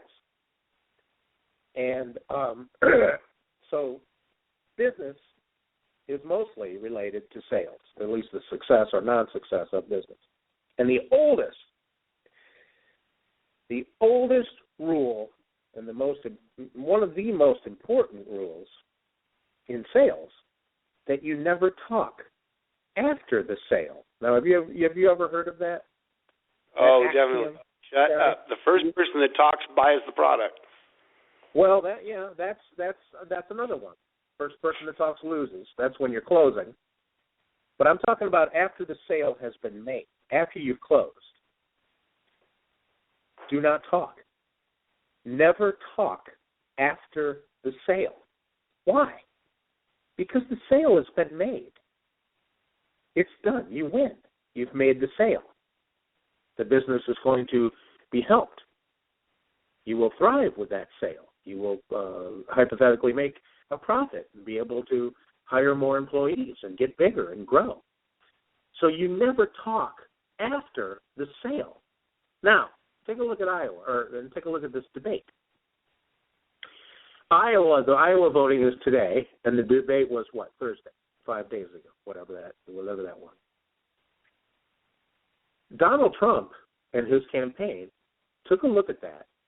They took a look at their polls. They took a look at their internal polling, their external polling. They took a look at everything. And they made a strategic decision. And it was based on that same principle, that the sale had been made. In other words, people of Iowa had made up their minds, at least a majority of them were going to, in Trump's campaign's opinion, Trump was going to win. And you don't talk after the sale. Going into that debate, I think, in Trump's mind, could not help him. So why would he go to that debate if it couldn't help him? It can only, something could go wrong. Something could hurt him in that debate. Who knows? It's an unknown. So you don't talk after the sale. And that's why he wasn't in that debate. And then he did. Go ahead. He took the day's media cycle. He took it anyways. He walked away with the media cycle that day anyways without ever showing up on that stage. It was brilliant. I thought it was brilliant at the time. I love it when these guys do something that is totally out of the box. Of course, Ronald Reagan did the same thing right before Iowa. Is that right? I don't remember. Yeah. He skipped the last debate right before Iowa in I forgot that. in 80. Yeah. Who won that? It was Who won the Iowa caucus in 80? I don't remember. I'd have to look it up. I'd have to look it up. I remember that George Herbert Bush won New Hampshire. That was no surprise. Right. I'll be honest with you. I'd make fun of New Hampshire, but just like they make fun of Iowa. But I am really, really interested to see who's going to win New Hampshire, because it is going to. It will affect. It will affect the race, because it'll be so heavily covered by the media. There'll be so much ink, so much written, so much interest in it. You know what I mean? Is. I think our Jennifer is in the queue. I was getting an email here saying, "Oh, there it is." My favorite music. This can only mean one thing, and one thing. This pink ribbon off my eyes. I'm exposed, and it's no big surprise. That's right, our own Jennifer. Jennifer. It's all about you. And here you are. Can you guys hear me? We can hear you great. How are you? Say hi to Scotty and welcome to Conover U. Hey, Scotty. Good morning. Hey, hope everything's going well. Yeah, I'll be in Austin tomorrow. I'm coming to your neck of the woods. Right on. The heck are you doing there? I'm excited. Oh, I'm just, my dad's getting older, and I wanted to spend some quality time with him, so he's coming from North Carolina to meet me in Austin. I'm coming from San Diego to meet him in Austin. Because Austin, I lived there for a year after high school, and it's a cool town. It's a really cool town. It's a little liberal. It's like the one blue dot in a red state, right? But it's neat and it's great. I'm excited to visit it. So I'll. But you live in more toward Houston or Dallas, Scotty? What are you? Yeah, I'm on the east end of Dallas, Fort Worth.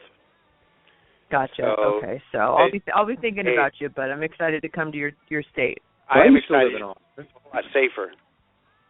I lived in Austin for a while. I went to the University of Texas. There's an explanation for why that city is liberal, because it's the capital of Texas. The seat of government is there, so you have a lot of government types, and of course, it's got a long story. The long form story of Austin is Lyndon Baines Johnson. And not too far away from Austin is a small city called Johnson City, where all of Lyndon Johnson's granddaughters and grandsons live. I used to hang out with them, and I know all of them. I used to live in the hill country. And so when you have lifelong government people, you're going to have a lot of liberals, because they love that big government. So that's why Austin is slanted Democrat, slanted liberal, but you're right, it is a great town. How long are you going to be there, Jennifer? Just for a week. Well, that's a good long time. I suggest going down to 6th Street and getting completely loaded and just party your butt off. Those days are long behind me. Okay, just let the record show. I've been there, done that. How about that? Well, that's Austin can be a very, very wild place, believe me. But enough about that. Let's get right to it, shall we? What is going on? Jennifer, of course, is the editor of the College Fix, thecollegefix.com. You can go there and you can see all of Jennifer's articles and columns, and also many, many, many other great stories about what the heck is going on our college campuses here in America and elsewhere, but mostly here in America. What do you got for us this week, Jennifer? Always very mysterious what you're going to be bringing to us. Okay. Well, I'm gonna give you 3 topics, and you can choose what sounds the most interesting to you. Okay, Topic Scotty, number 1. I'm going to let Preacher Scotty choose this time. Okay. Oh, you're going to let Preacher. Okay. Topic number 1: whiny, ungrateful, bratty protesters, campus protesters. Topic number 2: a perfect explanation for why the youth vote is voting for Bernie. Or topic number 3, what it's like to live on these college campuses under the yes means yes affirmative consent rules. We have a new example that'll just make you want to bang your head against a wall. Let's start with the first one. It goes with what we've been talking about. Whiny, complaining college students that have got it better than man's ever had it in the history of man and in any other country, and they're still whining. What are they whining about today, Jennifer? Okay, well, on Thursday, the University of California at Santa Barbara hosted a job fair, a campus job fair, where they bring in all sorts of companies from across the state and beyond to recruit these kids that are going to be graduating in a few months. And one of the agencies there, because it is private and public representation, one of the agencies there was the U.S. Customs and Border Protection. And the students there, at least a radical sect of them, were furious that the U.S. Border Protection would show their face on their campus, claiming that undocumented students that go to UCSB are at potential risk for the agents being there, that it's a triggering event to have them on campus, that it's unfair and there's no space for them on this campus for an organization that continues to threaten the safety of students. And they were quite vulgar. They were chanting, "F your borders, F your walls," and hey, ho, ho, CBP has got to go, and all sorts of other slogans. We have it on video. Actually, a student reporter at UCSB recorded the protest, and we uploaded it to our YouTube page. So I could play it for you now if you want to hear the audio. It's got graphic content. Yeah. Because they were dropping the F-bomb left and right. I don't know if that's something. No, go ahead you're and play interested in here. Oh, okay, I will. It's not too long. It's about a minute 30. So I'll go ahead and turn my volume all the way up and play it, and you can hear it. Okay? It should sound pretty good. Here it goes. Generally.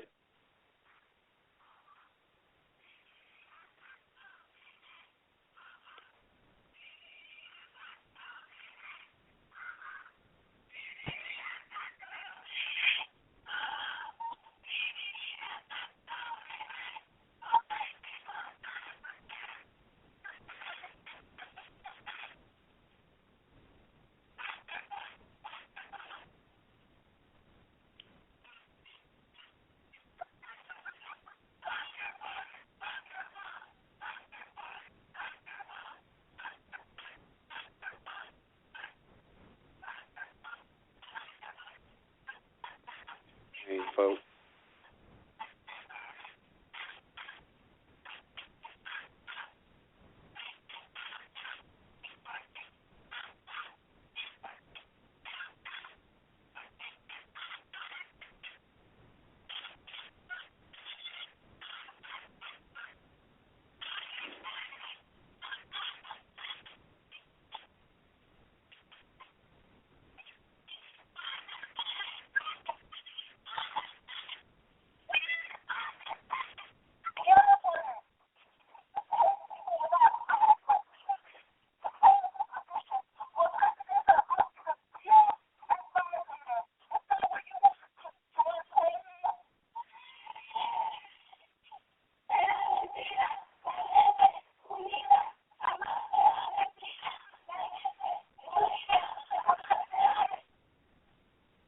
That was it.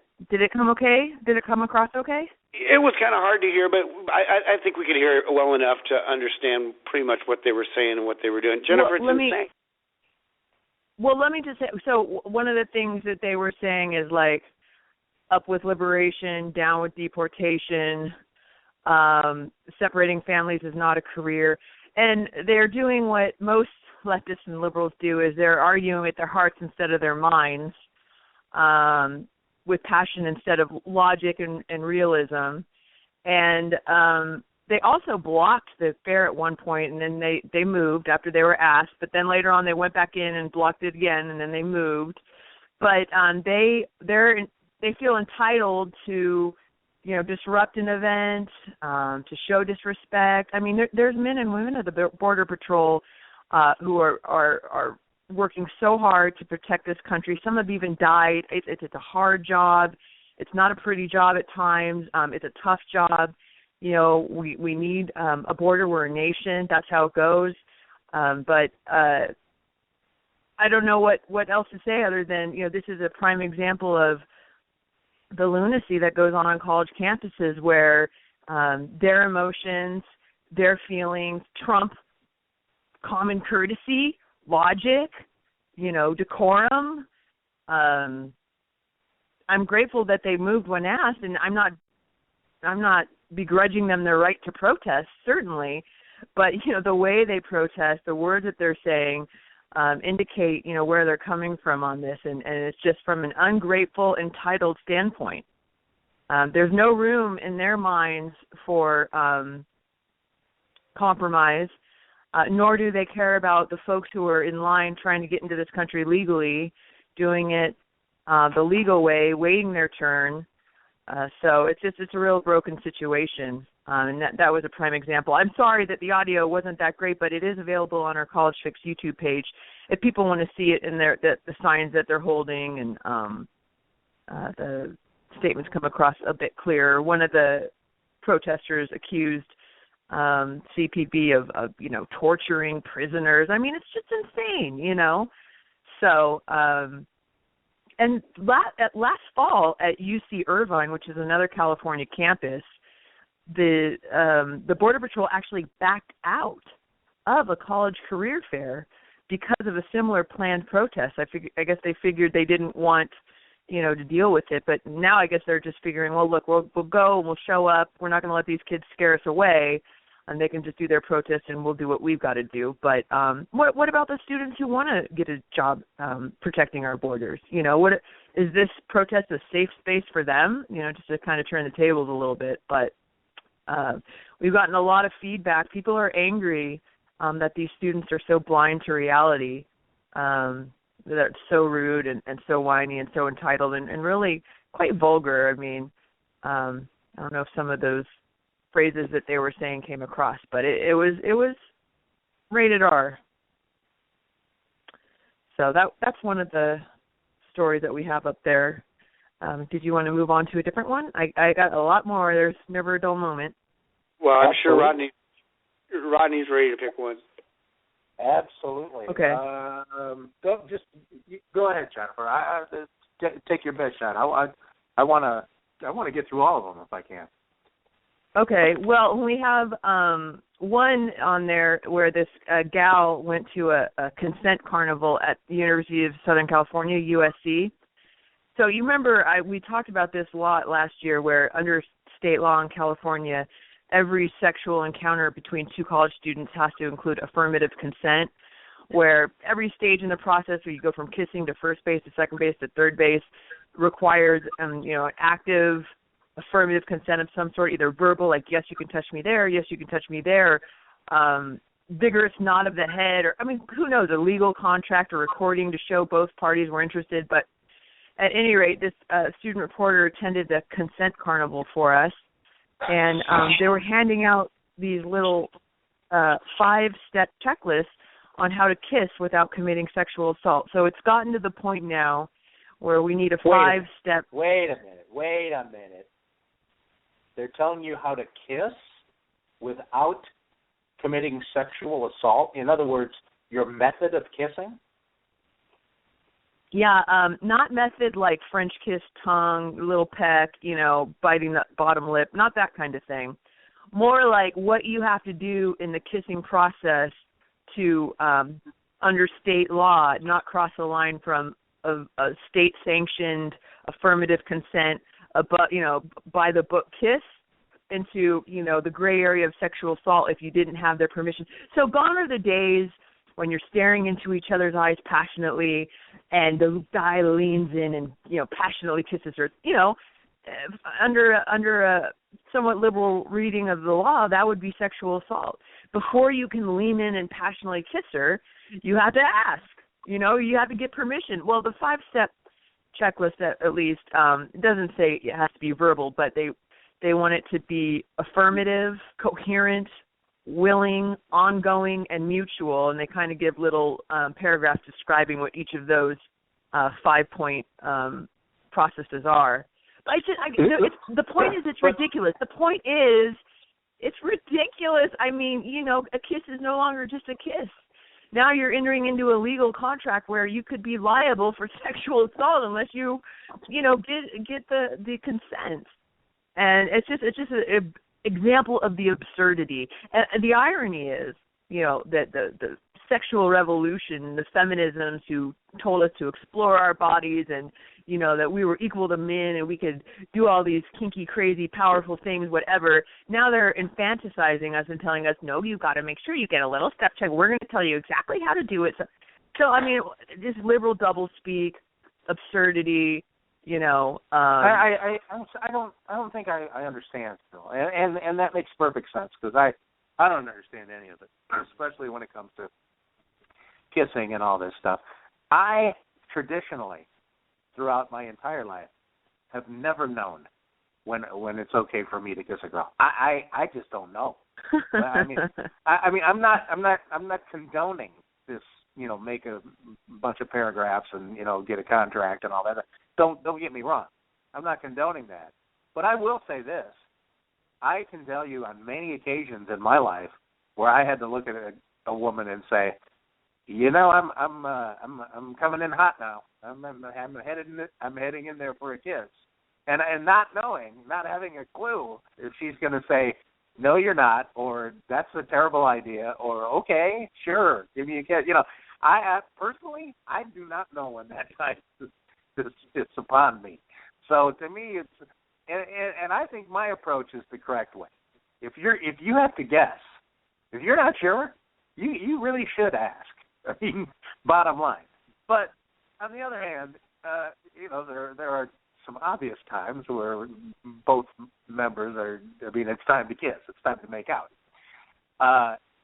The idea here is that.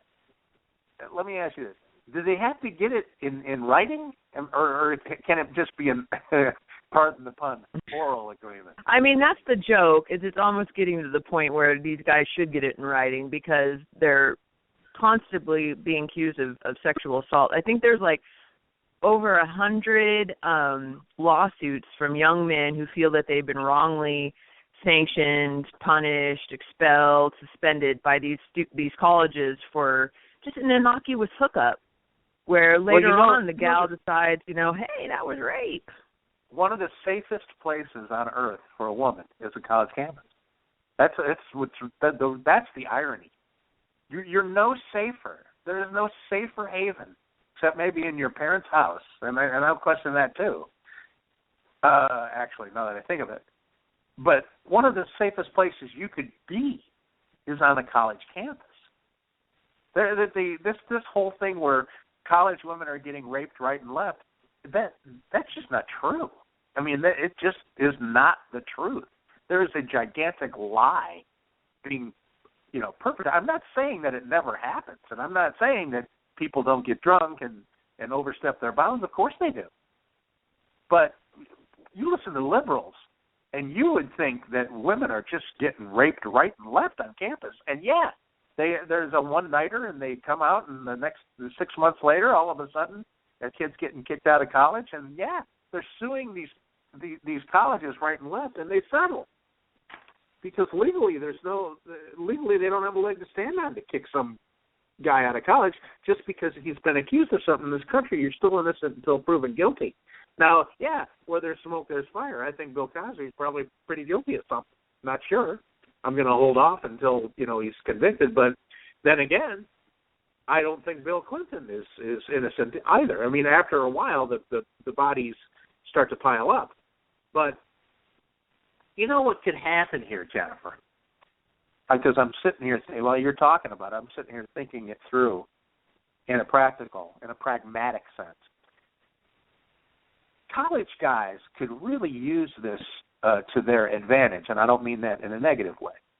They could really use this contracting to their advantage, because picture yourself out on a date, or you're out at a bar, wherever you are, and you're interested in a woman, and let's face it, the hormones are flying, and you pull out of your pocket a little postcard, and it's got a little checklist. Do you want to A, B, C, D? almost a conversation starter. It's almost like when you were in grade school. Do you like Jennifer a friend or as a girlfriend? Check one. It's almost like it reminds me of that. And I can't imagine having to go through that, having to go through these paragraphs, these chapters. But what do you think is the motivation at the end of the day for these parameters being set? Well, control, for one. The left likes to control everything from every moment of our lives, including the bedroom. But also, what the heck are these diversity, Title IX, women's gender rights, women's center spelled with a Y, people going to do? I mean, they're twiddling their thumbs. They need a purpose. They need something to enforce. The Title IX, czars, what else are they going to do if they don't have these ludicrous rules to enforce? They're not going to have a lot to do now because there's so much equality, really, that they're giving themselves new bureaucracy to tackle. I mean, we had an article last week about the Federal Office for Civil Rights. They've got a backlog of 250 of these Title IX gender equity cases that they're doing. They want to hire hundreds more employees to handle this backlog of cases. This is how government grows. This is how they grow, and they continue to take more and more control of our lives. I don't think it's altruistic. You know what I mean? I really don't. Obama in 2011 essentially sent this Dear Colleague letter threatening schools with federal funding unless they crack down on campus rape. And now here's what we've got. We've got the pendulum went way too far the other way. So it's control, it's government bureaucracy, and to a certain extent, it seems like the generations that are coming up under us are less mature than previous generations. I mean, we talk about the images that we see of these 18, 19-year-old kids storming the beaches of Normandy, and now what do you got? I mean, you got them sitting there, protesting Wall Street. The difference is so stark. Their priorities and how they see the world and how they see America. It's one of the reasons why we might be about to elect Trump president, because people are just like, it can't get worse. It can't get worse. Can I tell you my analogy? Oh my gosh, I had a perfect analogy for Trump. I'm sorry, I know it's a crazy segue, but I was really excited. I think it's actually perfect. Okay. Are you going to give me permission? Okay. Yeah. I'm getting your affirmative consent, Rodney. Do I have your affirmative consent to segue? I don't know. Do we have to get that in writing? Do I have to scan in my signature in an email? Can I touch your brain here? Okay. This is it. This is the Trump situation, and I'm on the precipice of actually voting for him. But here's the thing: Republican voters are like battered wives.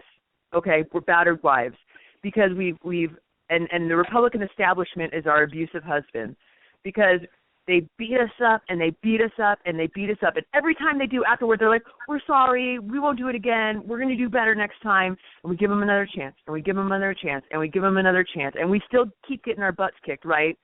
And finally, we go into the bedroom and we open the safe and we pull out the gun. And the gun is voting for Trump. Voting for Trump is pulling the trigger. We know we might kill him. We know we might land in jail. But we've been beaten and beaten and beaten. And gosh darn it, we're ready to take that risk because we just cannot take it anymore. We know there could be consequences. We know it could get ugly. Maybe we land in jail. Who knows what's going to happen, but we're not going to be beat up one more time. By God, we're going to pull the trigger. That's my analogy. What do you think? I like that. Hey, man. I like that. What do you think about that, Scotty? I think that's a good one. I may have to steal that. Oh, you can steal it. I'm telling you, I've hit the nail on the head. We're not going to be beat up anymore. We don't care. We're going to pull the trigger. Send us to jail. We just can't take it anymore. Like, that's how I feel like we're at. That's America. I have to agree with you 100%. And I'll be, Donald Trump. There's some things that worry me about him. But, man, it's pulling the trigger. It's telling the establishment no more, because that's the detachment a Donald Trump president would have, is that establishment would no longer be able to be controlling what's going on in the White House. And, man, you want to talk about rogue. what a fascinating 4 years it would be between now and then with Donald Trump as a president. It would be absolutely. The Republican establishment, make no mistake, would much rather have Hillary Clinton in the White House than Ted Cruz. I mean, and I'm not being facetious. I'm not overstating it. It's a fact. The Republican establishment. Do you think that Mitch McConnell, Kevin McCarthy, Paul Ryan, do you think those guys would rather have Ted Cruz as president or Hillary Clinton as president? Are you kidding me? They would much rather have Hillary Clinton as president because Jennifer, you're right. They're just trying to hold on to their gigs, and they got good gigs. Boy, look at what John Boehner was able to do. And the whole time fighting tooth and nail to destroy conservative voters and conservative candidates. They didn't want Ted Cruz anywhere near the place. These people have to be, like you said, driven. This is our Farrah Fawcett moment, Jennifer. And you know what? Wouldn't it be? And I'm just throwing this out there. I'm not being a nagging wife, Jennifer. But that sounds like a good article to me. What you just articulated. What do you think? Well, I already gave you, my Trump article. If you want me to do another one, I can, but you can also steal my idea. Here's the thing. Wait. Let me throw something out at you. Go. Have you noticed? Well, I don't know if you guys have noticed this, but there's Trump shaming on social media. If you're for Trump, you'll be shamed. I mean, people are really salty with anybody who's willing to vote with Trump. I mean, we're being judged harshly. We're idiots, buffoons, fools. Going to destroy the country. Not true. I mean, there's Trump shaming going on nowadays. I was joking with my husband, I'm scared to tell anybody I might vote for Trump. I think they'll ring me up on I would be in a lot of trouble with them. They're going to call me an idiot. I'm not one of those people who loves to wear my politics on my Facebook sleeve, if you know what I mean.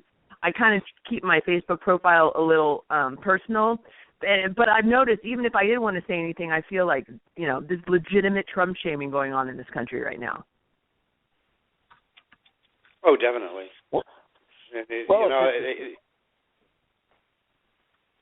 I got to tell you that is a darn good analogy. In fact, I love it. I would call it the burning bed if I was going to write that article. The burning bed would be the headline of that famous Farrah Fawcett movie where she is abused and she finally likes her husband's daughter. Yeah, you know what? You know why I didn't get it? Because I think that was before my time, Rodney. Get out. Are you? What year? No, I'm serious. What year was that made? I'd never even heard of it before. If you're going to use, I have no idea, but everybody knows Farrah Fawcett, the burning bed. Get out of here. Okay, anyway. I'm just throwing it out there that be careful because it was over my head. Whew, and I'm 40, so what does that tell you? I don't know. I caught it, but I'm going to leave that one alone. But I tell you, speaking of time, we got to go. Thanks, Jennifer. We're late. In fact, I got to get Scotty to play us out and tell us what's on the show next week. And Jennifer, next week, and between now and then, real quickly, I want to see an article. That's right, I said it. I'm back to nagging. Bye, everybody. All right, I'll pull something together. Thanks, guys. Bye. Bye. Thanks, Jennifer. Thanks, Rodney. And it was a great show. Got some great things coming up on Contending for Truth Radio, of course. Tomorrow night, American Sovereignty Radio. On Friday, we've got Ladies Bible Class. Having a great time wandering through the Old Testament. It's really the story of King David. It's during the period of time when Saul is king. But we're watching David grow into king. And fascinating period of Old Testament history. Be there on Fridays. And then, of course, Saturday Symposium with Dan Wilson and Glenn and Gary. It's quite a trio that they have formed there. And they have got guests they are putting each week. So I'm sure they've got somebody coming up this week. I'll have to make a check and look. But want to thank everybody for joining us. As always, we're just going to put ourselves out with some applause. And until next week on Conover U, the morning show.